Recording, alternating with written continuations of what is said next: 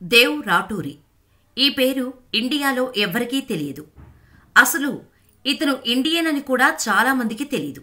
కానీ ఈ భారతీయుడి పేరు ఇప్పుడు చైనాలో ఫేమస్. అవును, చైనాలో దేవ్ రాటూరి అంటే తెలియని వారుండరు. చైనా పాఠ్యపుస్తకంలో దేవ్ జీవిత కథను పాఠంగా చేసి విద్యార్థుల్లో స్ఫూర్తి నింపుతోంది చైనా ప్రభుత్వం. ఎంత గొప్ప విషయం కదా! ఇండియా శత్రుదేశమైన ఒక ఇండియన్ గురించి తన శత్రుదేశమైన చైనా తన ఫ్యూచర్ జనరేషన్కు పాఠాలు చెబుతోంది అంటే ఆయన కథ ఖచ్చితంగా తెలుసుకోవాల్సిందే.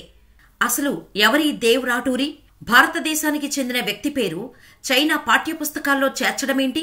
ఇండియా వ్యక్తిని చైనీయులు అంత గౌరవంగా చూస్తున్నారు. కానీ ఎందుకు? ఇవన్నీ తెలియాలి అంటే దేవ్ రాటూరి సక్సెస్ స్టోరీ చూడాల్సిందే. దేవ్ జర్నీ గురించి చెప్పాలంటే 1998 నుంచి మొదలు పెట్టాలి.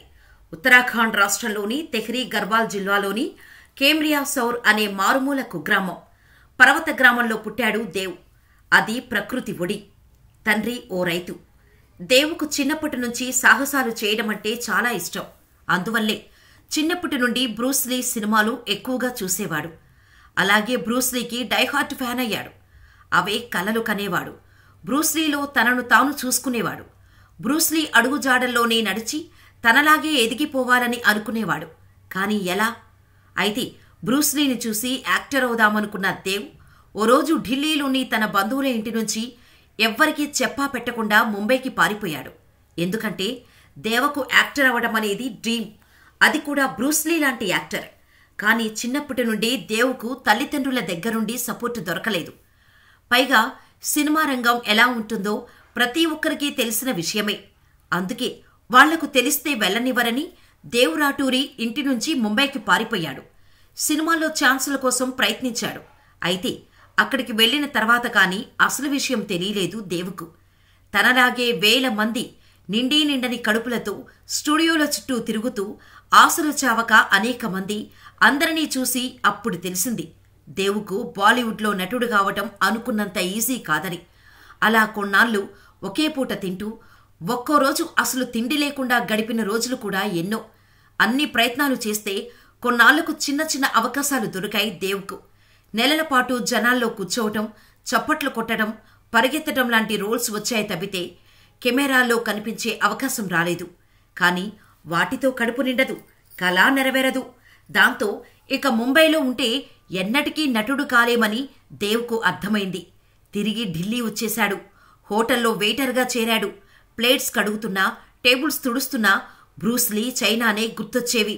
దీంతో 2005లో ఓ ఫ్రెండ్ టికెట్ తీసి సహాయం చేయటంతో చైనా ఫ్లైట్ ఎక్కేసి అక్కడ ల్యాండ్ అయ్యాడు. కట్టుబట్టలతో కరాటే నేర్చుకోవాలని కోటి ఆశలతో చైనా వెళ్లిన దేవుకు అన్ని కష్టాలే ఎదురయ్యాయి. తర్వాత కరాటేలో పూర్తి శిక్షణ తీసుకోవాలని నిర్ణయించుకున్నాడు. అక్కడ కొద్ది కాలం కరాటేలో ట్రైనింగ్ తీసుకున్నాడు. అయితే కరాటేలో అత్యుత్తమ శిక్షణ పొందాలంటే అక్కడ ఉన్న ప్రముఖ సంస్థ షావోలిన్ టెంపుల్కి వెళ్లాలని అక్కడి స్థానికులు చెప్పటంతో అతడి ఆశలు అడియాసలయ్యాయి. కొన్నాళ్లకు చేతిలో డబ్బులు లేక చైనాలోని ఓ భారతీయ రెస్టారెంటులో వెయిటర్గా పనికి కుదిరాడు.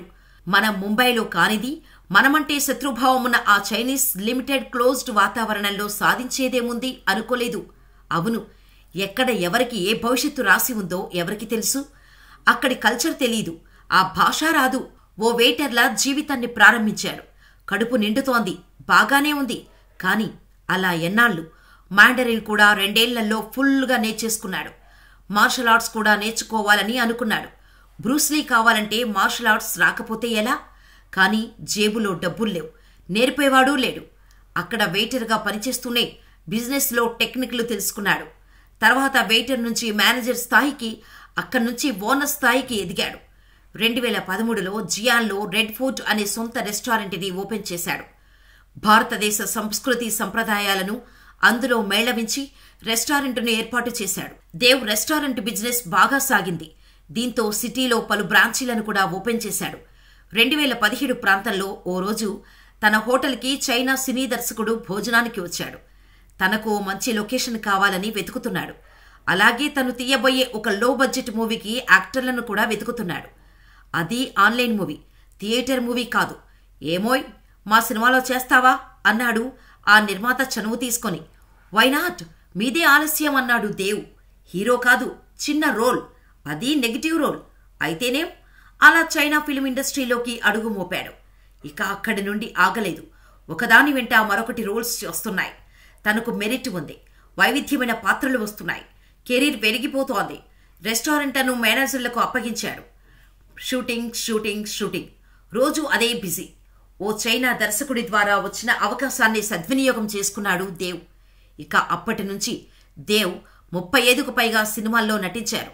చాలా టీవీ షోలు, టీవీ సీరియల్స్లో నటించాడు.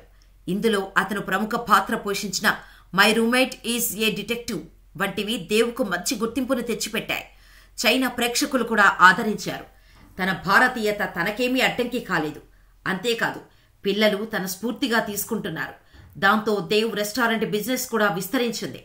ఈరోజు చైనాలో 8 రెస్టారెంట్లకు యజమాని అయ్యాడు దేవ్. ఇలా సినిమాల్లో హీరోగా నటించాలనే తన కలను ఆయన 46 ఏళ్ల వయసులో సాధించాడు. ఆయన సక్సెస్ స్టోరీస్ ఇప్పుడు చైనా ప్రభుత్వం తమ పాఠ్యపుస్తకాల్లో చేర్చి విద్యార్థుల్లో స్ఫూర్తి నింపుతున్నారు.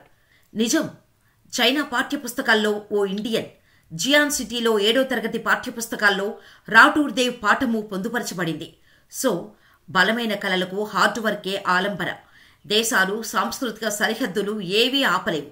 దానికి దేవ్ ప్రస్థానమే ఓ పక్కా ఉదాహరణ.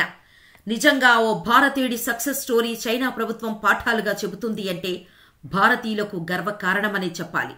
మరి దేవ్ రాఠూరి జర్నీపై మీ అభిప్రాయాన్ని మాకు కామెంట్ చేయండి. మరిన్ని ఇలాంటి ఇంట్రెస్టింగ్ ఇన్స్పిరేషనల్ స్టోరీస్ కోసం మన ఛానల్ని వెంటనే సబ్స్క్రైబ్ చేసుకుని పక్కనే ఉన్న బెల్ ఐకాన్